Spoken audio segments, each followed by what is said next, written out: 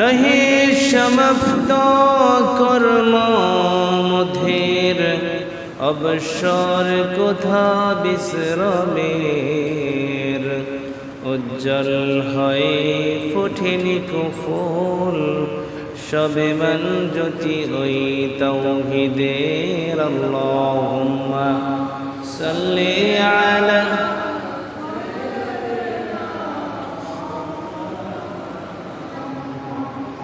ওয়ালা আলি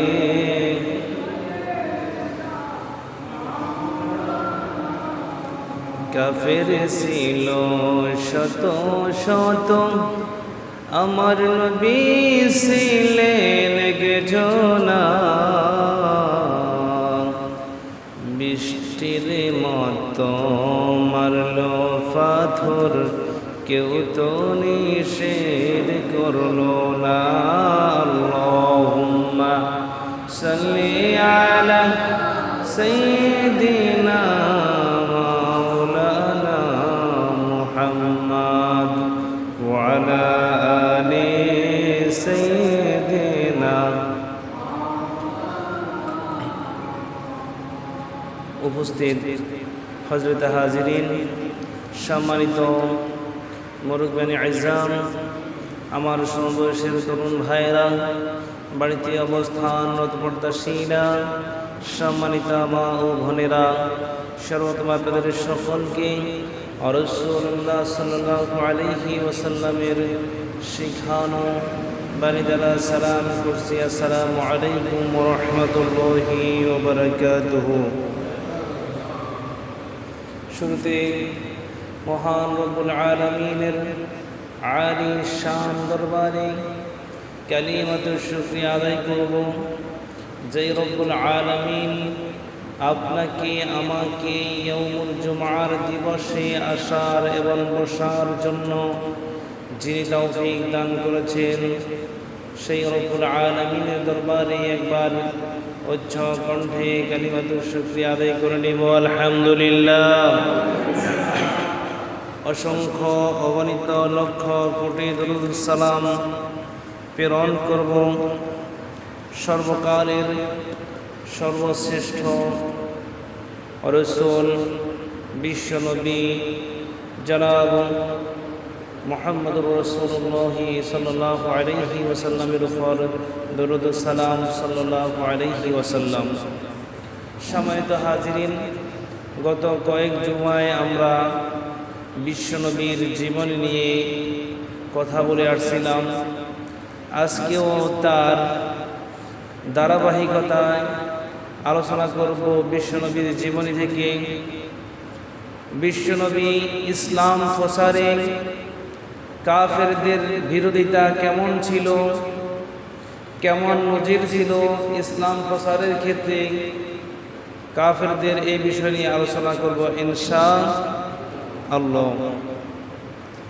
সম্মানিত মুরব্বিয়ানে নিজাম, আমার আপনার নবী বিশ্বনবী হচ্ছেন সকল নবীদের লিডার, সকল নবীদের সরদার হলো আমাদের নবী জনাব মুহাম্মদুর রাসূলুল্লাহ সাল্লাল্লাহু আলাইহি ওয়াসাল্লাম।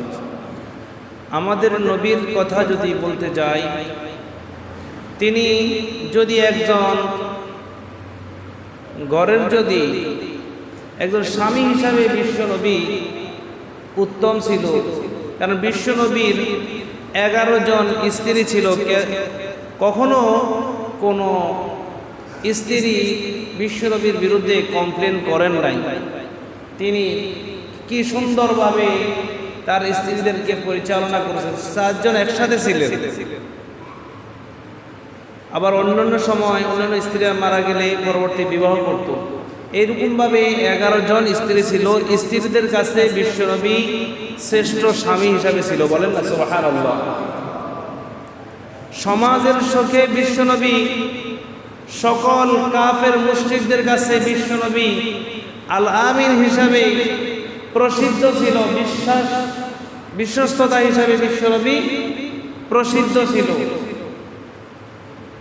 যদি বলি রাষ্ট্রনায়ক হিসাবে বিশ্বনবী সকল রাষ্ট্রপ্রধানদের নিকট বিশ্বনবী ছিল একজন আদর্শবান রাষ্ট্রনায়ক। বলেন না সুবহানাল্লাহ।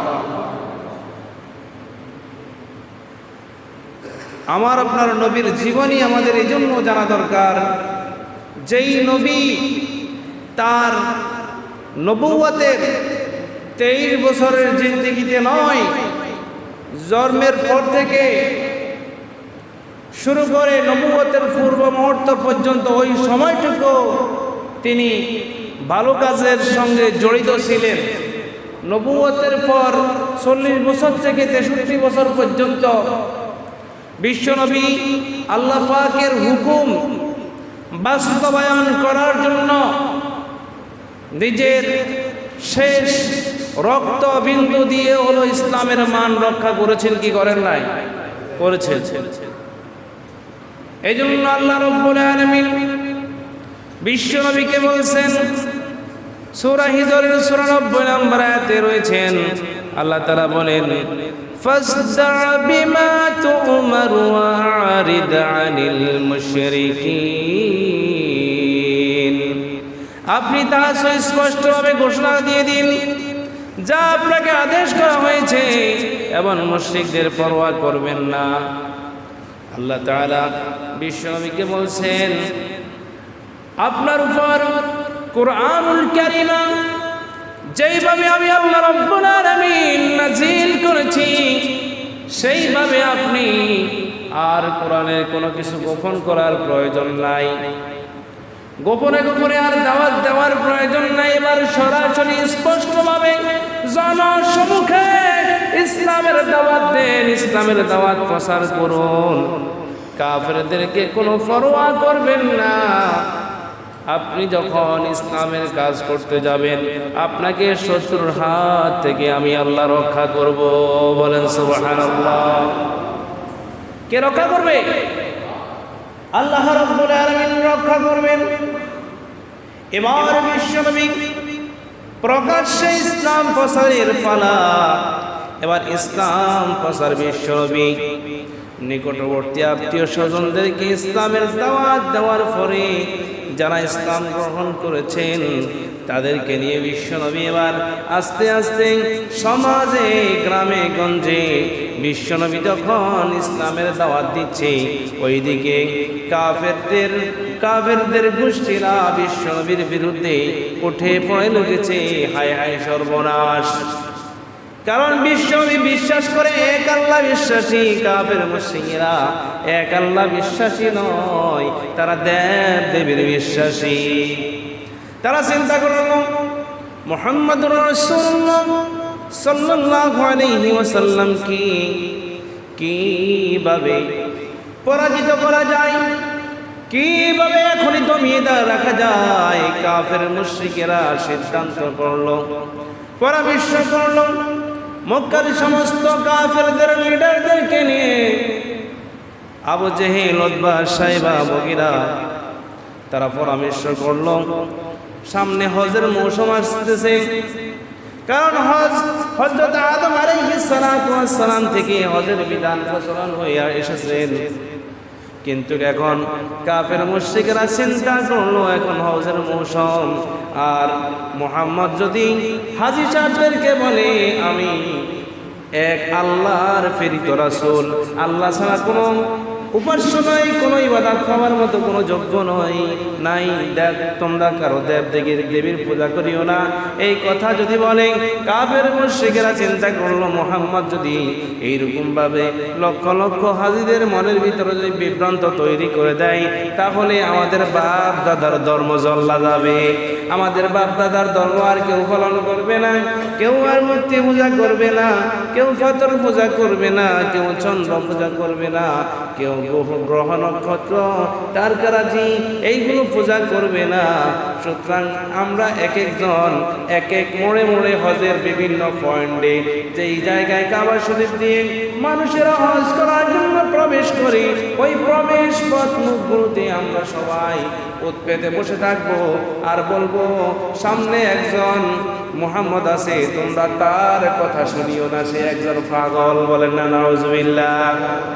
কাফেররা চিন্তা করল আচ্ছা, যেহেতু আমাদের সিদ্ধান্ত হয়ে গেছে কাবা শরীফের মূল পয়েন্টগুলোতে আমরা বসে বসে মুহাম্মদের বিরোধিতা করব, তার নামে কুচ্ছা রটনা করব, তার নামে বদনাম করব। আচ্ছা, কোন কথা বলে বদনাম করব আগে সেই কথা ঠিক করে নাও, কারণ এক একজনের কথা যদি এক এক রকম হয় তাহলে গরমিল হয়ে যাবে। আগে আমরা কাফেরদের লিডারেরা আমরা সবাই ঐক্যমত পোষণ করি, আমাদের ঐক্যমতের ভিত্তিতে আমরা তার বিরুদ্ধে কুচ্ছা রটনা করব। তখন হজ যাত্রীদেরকে দূরে সরিয়ে রাখার জন্য তারা চিন্তা করলো, তারা সিদ্ধান্ত করলো আমরা তার নামে কি বদনাম করব। বলেন, তোমরা বলবা তিনি একজন গণক, বলেন না, বলেন তিনি একজন গণক, এই কথা বলবেন। তারা এক নম্বর প্রস্তাব দিল কাফেরদের বৈঠকে। তখন তাদের যেই কাফেরদের সর্দারগুলো আছে কয় না, আমরা তো 40 বছর পর্যন্ত মুহাম্মদ সাল্লাল্লাহু আলাইহি ওয়াসাল্লামের ভিতরে তিনি তো কারো হাল খোলান না, কারো গণনা করেন না, কোনো মানুষের কোনো ভাগ্য গণনা করেন না, আমরা তো কখনো দেখি নাই, সুতরাং তিনি গণক নয়। তাকে গণক নামে আখ্যায়িত দিলে আমাদের বাণিজ্য সব যাইবে।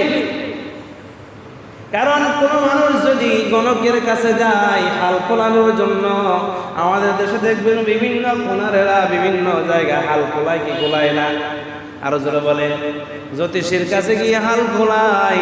আর ওই হাল খোলানোর ভিত্তিতে আপনি যদি বলেন হ্যাঁ হ্যাঁ ঠিক ঠিক জ্যোতিষী কোনার আপনি যাই বলেছেন তাই ঠিক, তাহলে 40 দিন পর্যন্ত আপনার নামাজ রোজা কোনো কিছু আল্লাহর দরবারে কবুল হবে না। বলেন নাউজুবিল্লাহ।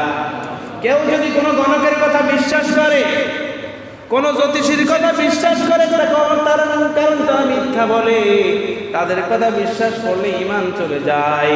সুতরাং এই রকম বিশ্বাস যারা করবে 40 দিন পর্যন্ত তাদের নামাজ রোজা কবুল হবে না। কাফেররা বলল না, তাহলে রাসূল মুহাম্মদকে গণক বলা যাবে না। দ্বিতীয় নম্বর প্রস্তাব দিল, তিনি বলেন তাহলে আমরা বলবো মুহাম্মদ একজন পাগল। বলেন না নাউজুবিল্লাহ। পায় না, তার ভিতরে তো পাগলামির কোনো কিছু দেখি না। 40 বছর পর্যন্ত এখনো পর্যন্ত তার ভিতরে পাগলামির কোনো কিছু আমরা তার ভিতরে দেখতে পাচ্ছি না। তাহলে পাগলও তাকে বলা যাবে না।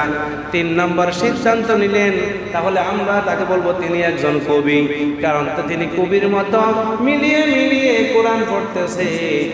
কারণ কোরআনের একটা আয়াত আর একটা আয়াতের সঙ্গে মিলে যাচ্ছে কিনা, যেমন ওয়াশ-শামসি ওয়া দুহাহা ওয়াল কমারি ইযা তালাহা ওয়ান নাহারি ইযা জাল্লাহা ওয়াল লাইলি ইযা ইয়াগশাহা।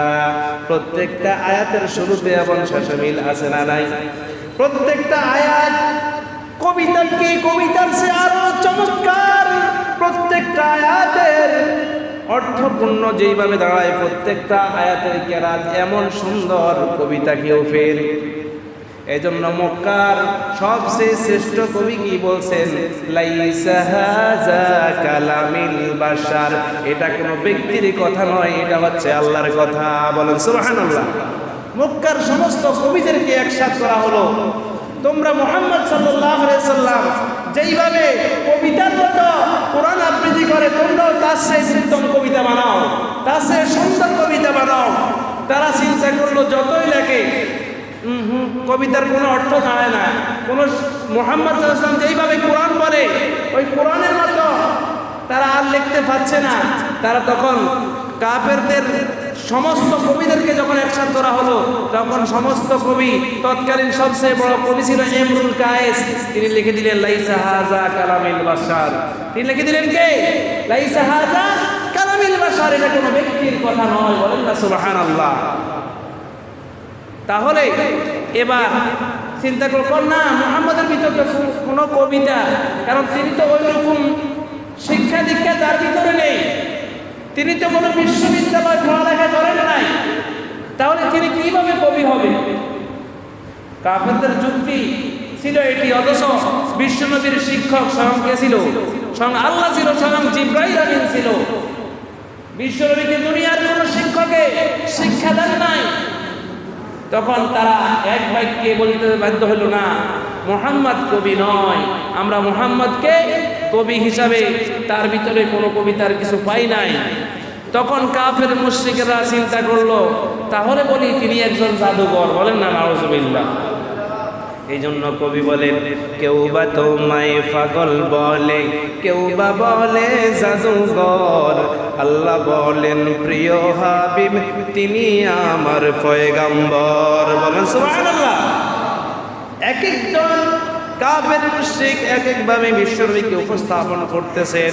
এই কথা আল্লাহ রাব্বুল আলামিন মহাগ্রন্থ আল কোরআনের সূরা হিজরের 6 নম্বর আয়াতে আল্লাহ তাআলা উল্লেখ করে দিলেন, কাফেরদের যেই সিদ্ধান্ত নিল, যেই কমিটি বৈঠক হলো কাফেরদের রাসূল সাল্লাল্লাহু আলাইহি ওয়াসাল্লামকে কি বলে মক্কার হাজী সাহেবদেরকে তার থেকে সরিয়ে দিব। আল্লাহ তাআলা বলেন, ওয়াকালু ইয়া আইয়ুহাল্লাযী নুজ্জিলা আলাইহিজ যিকরু ইন্নাকা লামাজনুন। তারা বলে অমুক ব্যক্তি যার প্রতি কোরআন নাজিল হয়েছে তুমি তো নিশ্চিত পাগল, বলেন না নাউজুবিল্লাহ। তারপরে তার কাফের মুশরিকেরা বলে, সূরা সুআদের 4 নম্বর আয়াতে এসেছেন, কাফেরদের যেই কমিটি বৈঠকে যেই সিদ্ধান্ত হলো আল্লাহ তাআলা সেই কথাকে মহাগ্রন্থ আল কোরআনে এনে আল্লাহ তাআলা বলেন, ওয়াকালাল কাফিরুনা হাযা সাহিরুন কাযযাব। এবং কাফেররা বলে এই তো জাদুকর মিথ্যাবাদী, বলেন না নাউজুবিল্লাহ। কাফের একবার কয় জাদুকর, একবার কয় পাগল, একবার কয় কবি। রাসূল সাল্লাল্লাহু আলাইহি ওয়াসাল্লামের ভিতর কয়, রাসূলের ভিতরে তো জাদুকর আমরা কোনো কিছু দেখি নাই।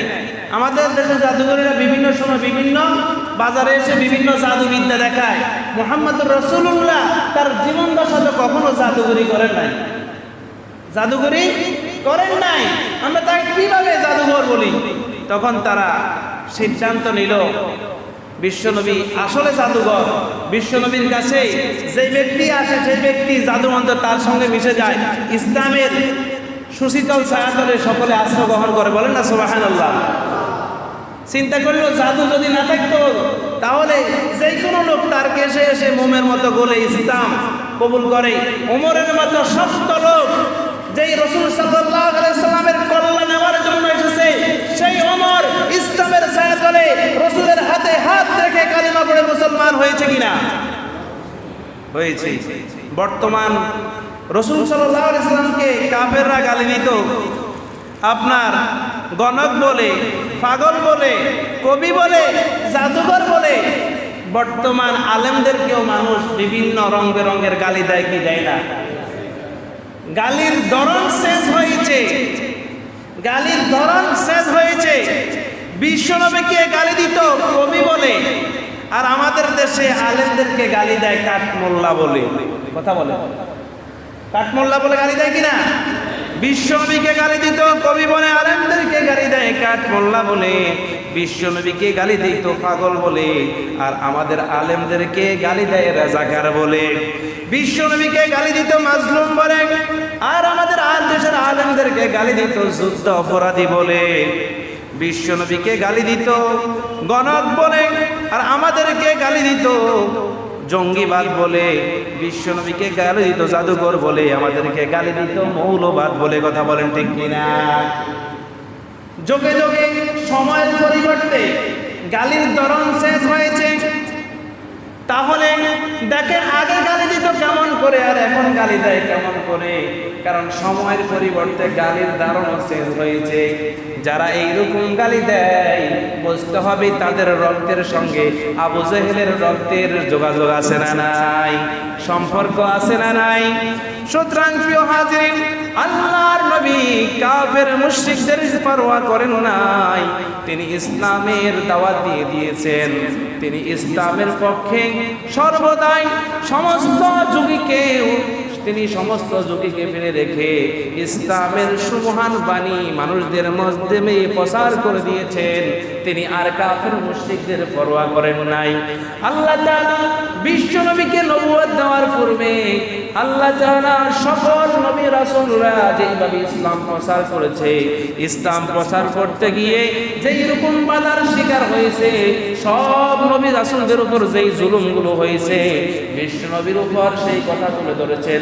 ওগো আল্লাহর নবী, আপনার উপর যেই কোরআন নাযিল হচ্ছে, আপনি যে ইসলাম প্রচার করবেন। হযরত ইব্রাহিম নবীকে অগ্নিকুণ্ডে অগ্নিকুণ্ডে ফেলে দিয়েছেন। মুসা নবীকে এইভাবে দড়িয়ে নীল নদে ফেলিয়ে দিয়েছেন। তার জাকারিয়া নবীকে করাত দিয়ে দ্বিখণ্ডিত করে দিয়েছেন। এইভাবে সকল নবী রাসূলদের উপর যে অত্যাচার হয়েছে, সব অত্যাচারের কথা শুনিয়ে তারপরে আল্লাহ তাআলা কোরআন দিয়েছে। বলেন সুবহানাল্লাহ। বিশ্বনবীর সব অত্যাচারের কথা জেনেও শুনেও তারপরে আল্লাহর পক্ষ থেকে কোরআনের বাণী প্রচার করার জন্য বিশ্বনবী রাজি হয়ে গেলেন। এই জন্য বিশ্বনবী কোরআনের প্রচার যখন করতে গিয়েছে, এমন ইসলামের সুমহান বাণী যারাই গ্রহণ করেছে তাদের উপর যোগে যোগে অত্যাচার আসছে কিনা, এসেছিল কিনা? সকল নবী রাসূলরা আল্লাহর বাণী, আল্লাহর একাত্মবাদী বাণী এবং নবী হিসাবে যখন স্বীকার করেছে, সকল নবী রাসূলদের উপর অত্যাচার হয়েছে। আমার আপনার নবীর উপর অত্যাচার হয়েছে কিনা? আমার আপনার নবী যখন ইসলাম প্রচার করতে গিয়েছে, কোরআনের দাওয়াত দিতে গিয়েছে, আবু জেহেল, উতবা, শাইবা, মুগীরা তাদের পার্লামেন্টে বিশ্ব নবীকে উপর ওয়ারেন্ট জারি করে দিল। বিশ্ব নবীকে ধরে শিয়াবে আবু তালেব 3 বছর কারাগারে বন্দী করেছে কিনা? বিশ্বনবী 3 বছর শিয়াবে আবু তালেবের জেলখানায় বন্দী ছিলেন। কেন বন্দী ছিলেন? কাফেররা চিন্তা করলো যদি এখন ইসলাম প্রচার করে তাহলে তো আমাদের 12টা বেজে যাবে, আর আমরা আমাদের ধর্ম কেউ পালন করবে না। এবার কাফেরদের সিদ্ধান্ত হলো বিশ্বনবীকে জাদুকর বলবে। এই জাদুকর বলার সিদ্ধান্ত হওয়ার পরে তারা মক্কার বিভিন্ন পয়েন্টে গিয়ে দাঁড়িয়ে গেছে। বলছেন, তোমরা মুহাম্মাদের কথা শুনিও না। মুহাম্মদ কি আল্লাহর দাওয়াত দেয়? তোমাদের বাপ-দাদার ধর্মের বিরুদ্ধে কথা বলতেছে আল্লাহকে সিজদা করার জন্য। আমাদের বাপ-দাদার কোনো ধর্ম পালন করে না। এই যখন হাজী সাহেবরা হজ করার জন্য আসতেছে, তারা সকলে যখন অবগত হয়ে গেল আমরা মুহাম্মদকে আগে দেখব। বলেন না, মুহাম্মদকে আমরা দেখব। কিনে মুহাম্মদের বিরুদ্ধে দেখবেন যেই লোকের বিরুদ্ধে অপপ্রচার করে ওই লোককে মানুষ বেশি ভালোবাসে। কথা বলে ঠিক কিনা? ওই লোকের জনপ্রিয়তা, ওই লোকের প্রচার যারা বিরোধিতা করে তাদের ভিতরে জাগ্রত হয়। কয়েক বছর আগে আমাদের মিজানুর রহমান আজহারের বিরুদ্ধে ফেসবুকে, ইউটিউবে বিভিন্ন ধরনের তাকে অনেকভাবে অশালীন গালিগালাজ, তাকে অনেক কাফের মতুয়া দিচ্ছে, অনেক কিছু করছে না? কথা বলেন।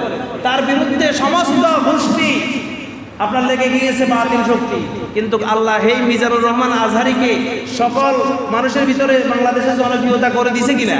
এক মাহফিলে 20 লক্ষ 30 লক্ষ মানুষ হয়, দলমত নির্বিশেষে সকলে তার মুখ থেকে কোরআনের বাণী শুনতে চায়। কথা বলে ঠিক কিনা? মানুষের চিন্তা করলে দেখি যেই মুহাম্মদের বিরোধিতা করতেছে, আমরা সেই মুহাম্মদকে দেখবো, সেই মুহাম্মদ কি বলে সেটা আমরা শুনবো। এবার দেখতেছে মুহাম্মদ যেই কথা বলতেছে প্রত্যেকটা কথা হীরার টুকরা। বলেন না সুবহানাল্লাহ। তখন সমস্ত হাজী সাহেবরা বিশ্বনবী জনাব মুহাম্মদুর রাসূলুল্লাহ তাদের সাথে সাক্ষাৎ করলেন। সকলে চিন্তা করলেন আমরা মুহাম্মদের কাছে আগে যাই, মুহাম্মদ কি বলে শুনি। তখন দেখতেছে আমরা যেটা চাই মুহাম্মদ সেটা চাই, সুতরাং আমরা সকলে মুহাম্মদের হাতে হাত রেখে কালিমা পড়ে মুসলমান হব। বলেন না সুবহানাল্লাহ। যতই বিরোধিতা করেছিল ততই মুহাম্মদের প্রচার তারা নিজেরাই করে দিয়েছে। কথা বলে ঠিক কিনা? মুহাম্মদ সাল্লাল্লাহু আলাইহি ওয়াসাল্লাম একাই তার পক্ষে ইসলাম প্রচার সম্ভব ছিল না, যত বেশি সম্ভব করে দিয়েছে মক্কার কাফের মুশরিকেরা তার বিরোধিতা করে। কথা বলে ঠিক কিনা? মিজানুর রহমান আজহারি এতই জনপ্রিয়তা ছিল না, কাফের মুশরিক বিভিন্ন বাতিল শক্তি তার বিরোধিতা করে তাকে জনপ্রিয় করে দিয়েছে। কথা বলে ঠিক কিনা? এই কথা কি বাস্তব না অবাস্তব? আমরা আমাদের বাংলাদেশে তো দেখি প্রত্যেকটা কথা মিজানুর রহমান আজহারির মুখে এতটা রক্তের মতো কি চমৎকারভাবে সুন্দরভাবে কোরআনের বাণী তুলে ধরে। সমস্ত দল মত নির্বিশেষে সকলে তার ওয়াজে যায় কি যায় না? আর যখন যায় কি যায় না? তাহলে ইসলামের বাতি যতই নিভাতে চাবে কিন্তু কাফের মুশরিক সেটা পারবে না। এই ইসলামের সুমহান বাণী যারাই গ্রহণ করেছিল তাদের উপর অত্যাচারের স্টিম রোলার শুরু হয়েছিল। আপনার সর্বপ্রথম যারা ইসলাম কবুল করেছেন তার ভিতরে ইসলাম কবুল করার অন্যতম ছিলেন হযরত সুমাইয়া রাদিয়াল্লাহু তাআলা আনহা। কথা বলেন ঠিক কিনা? হযরত সুমাইয়া রাদিয়াল্লাহু তাআলা আনহা যখন ইসলাম কবুল করেছে, ওইদিকে কাফের মুশরিকের দল তারা জানতে পেরে হযরত সুমাইয়াকে এইভাবে বল্লম দিয়ে হত্যা করেছে কিনা। হযরত সুমাইয়াকে এইভাবে বল্লম দিয়ে দ্বিখণ্ডিত করে দিল। সুমাইয়াকে বলছে, সুমাইয়া তুমি এখনই সময় আছে, ইসলাম থেকে মুহাম্মাদের ধর্ম থেকে তুমি দূরে সরে যাও, তোমাকে অনেক কিছু দিব। সুমাইয়া বলছে, আবু জেহেল রে জীবন দিব তারপর আমি ঈমান দিব না। বলেন না সুবহানাল্লাহ। যোগে যোগে এইরকম নমুনা আছে না নাই? হযরত আব্দুল্লাহ বিন জুলবাজাদাইন তিনি ইসলাম যখন গ্রহণ করেছে তিনি জানতে পেরে তিনি ছিলেন, তার নাম ছিল আব্দুল উজ্জা। তার নাম ছিল কি? আব্দুল উজ্জা। তিনি যখন জানতে পারলেন মুহাম্মদুর রাসূলুল্লাহ সাল্লাল্লাহু আলাইহি ওয়াসাল্লাম আল্লাহর প্রেরিত পুরুষ, আল্লাহর প্রেরিত রাসূল, তখন তিনি চিন্তা করলো তিনি ইসলাম কবুল করবে। তিনি তার চাচাকে বললেন, ওগো আমার চাচা, আমি ইসলাম গ্রহণ করতে চাই, ইসলামের সুশীতল ছায়াতলে আমি আশ্রয় গ্রহণ করতে চাই। চাচা আমাকে যদি আপনি অনুমতি দেন। তখন চাচা কয়, ভাতিজা রে সময় খারাপ, সময় ভালো নয়, ইসলাম গ্রহণ করা যাবে না। ইসলাম যদি গ্রহণ করো তোমার গায়ে যেই জামা কাপড় আছে এই জামাগুলো আমার, তোমার যেই সম্পত্তিগুলো আছে এই সম্পত্তিগুলো আমার। ও ভাতিজা তুমি যদি ইসলাম গ্রহণ করো আমার কোনো সম্পত্তি তুমি পাবে না। আর যদি ইসলাম যদি গ্রহণ করো তুমি, তাহলে তোমার পরনের জামা কাপড় যেইগুলো আছে সেইগুলো তুমি খুলে রেখে যাও। তখন আব্দুল্লাহ জুলবাজাদাইন তিনি তার চাচাকে তার জামা কাপড় পরনের যেই জামা ছিল জামা খুলে দিয়েছিল। ভাতিজার লুঙ্গিও আমার, লুঙ্গি খুলে দিয়েছেন। লুঙ্গি খুলে দিয়ে এইভাবে এক দৌড়ে তার মার কাছে গিয়ে বললেন, ও মা। কারণ আব্দুল্লাহ জুলবাজাদাইন ছিল একজন যুবক, অবিবাহিত পুরুষ, বিবাহের উপযুক্ত হয়েছে। এইরকম একজন সন্তানকে উলঙ্গ দেখে আল্লাহ বলে চিৎকার মেরেছে, আল্লাহ আমার সন্তান ইসলাম গ্রহণ করার কারণে আমার সন্তান পরনের জামা নিয়ে আসতে পারে নাই। আব্দুল্লাহ বিন জুলবাজাদাইনের মা তাদের ঘরে একটা কম্বল ছিল, ওই কম্বলকে আব্দুল্লাহ বিন জুলবাজাদাইনের গায়ের উপর মেরে দিল। আব্দুল্লাহ জুলবাজাদাইন ওই কম্বলটাকে দুই খণ্ড করে এক খণ্ড তার পরনের লুঙ্গি বানিয়ে দিলেন, আর এক খণ্ড গায়ে জড়িয়ে দিয়ে এক দৌড়ে বিশ্বনবীর দরবারে গিয়ে বলে, ইয়া রাসূলুল্লাহ, ইয়া হাবিবাল্লাহ, ইসলাম কবুল করার কারণে আমার পরনের জামা নিয়ে আসতে পারলাম না। বিশ্বনবী আব্দুল্লাহ জুলবাজাদাইনের সমস্ত ইসলাম গ্রহণের কথা শুনে বিশ্বনবী কেঁদে দিলেন। বিশ্বনবী আব্দুল্লাহ জুলবাজাদাইনকে পোশাক আশাক দিয়ে বলছেন, তুমি শান্ত হও, তুমি থাকো। দেখেন আব্দুল্লাহ জুলবাজাদাইন এবার আল্লাহর নবীর কাছে কয়েকদিন রইল। আহলে সুফফার অন্যতম সদস্য করলেন আব্দুল্লাহ জুলবাজাদাইনকে। যারা সর্বসময় রাসূল সাল্লাল্লাহু আলাইহি ওয়াসাল্লামের সাথে ছিল, কাবা শরীফে ছিল, তাদেরকে হলো আহলে সুফফা। আহলে সুফফার অন্যতম সদস্য করলেন। সদস্য করার পরে কিছুদিন পরে তাবুকের যুদ্ধের দামা বেজে উঠল। যখন তাবুকের যুদ্ধের দামা বেজে উঠল, আব্দুল্লাহ জুলবাজাদাইন বলে, ইয়া রাসূলুল্লাহ, ইয়া হাবিবাল্লাহ, আমি শহীদ হতে চাই, আমি যুদ্ধে যেতে চাই। আল্লাহ রাসূল আব্দুল্লাহ জুলবাজাদাইনকে বললেন, আব্দুল্লাহ জুলবাজাদাইন রে, একটি গাছের বাকল এনে আমাকে দাও। আব্দুল্লাহ জুলবাজাদাইন একটি গাছের বাকল যখন আনলেন, আব্দুল্লাহ জুলবাজাদাইনের হাত ধরে, ইয়া রাসূলুল্লাহ, আমার আব্দুল্লাহ জুলবাজাদাইনের উপর কাফেরদের রক্তকে তুমি হারাম করে দাও। আব্দুল্লাহ জুলবাজাদাইন যেন কাফেরদের রক্তাক্ত যেন শিকার না হয়, এই দোয়া যখন করছেন, বলছেন ইয়া রাসূলুল্লাহ, ইয়া হাবিবাল্লাহ, আপনি এই দোয়া করবেন না, আপনি দোয়া করেন আমি যেন যুদ্ধে গিয়ে শাহাদাত বরণ করতে পারি, আমি যেন শহীদ হতে পারি, আপনি আমার জন্য এই দোয়া করেন। কিছুদিন পরে আল্লাহ রাসূল দোয়া করার পরে আব্দুল্লাহ জুলবাজাদাইন যুদ্ধে যাওয়ার আগে পেটের পীড়া এমন ভাবে জ্বালা যন্ত্রণা শুরু হয়েছে, আব্দুল্লাহ জুলবাজাদাইন তিনি পেটের পীড়া ঘরের মধ্যে মৃত্যুবরণ করেছে। যখন মৃত্যুবরণ করেছে আব্দুল্লাহ জুলবাজাদাইন, যখন মৃত্যুবরণের খবর যখন সাহাবায়ে কেরামের কাছে গেল, তার দাফন কাফনের ব্যবস্থা করা হলো। হযরত ওমর রাদিয়াল্লাহু তাআলা, হযরত আবু বকর রাদিয়াল্লাহু তাআলা আনহু আব্দুল্লাহ জুলবাজাদাইনের কবর করলেন। আব্দুল্লাহ হচ্ছে রাসূল সাল্লাল্লাহু আলাইহি ওয়াসাল্লাম এই নামটি আব্দুল্লাহকে উপাধি দিলেন। আব্দুল উজ্জা বাদ দিয়ে আব্দুল্লাহ উজ্জা বাদ দিয়ে আব্দুল্লাহ নামকরণ করেছেন। আর জুলবাজাদাইন মানে হচ্ছে দুইটি কম্বলওয়ালা, দুই টুকরো কম্বলওয়ালা মানে জুলবাজাদাইন, দুই টুকরো কম্বলওয়ালা। আব্দুল্লাহ জুলবাজাদাইনের নাম ছিল এটি। এবার আব্দুল্লাহ জুলবাজাদাইনের কবর খনন করলো।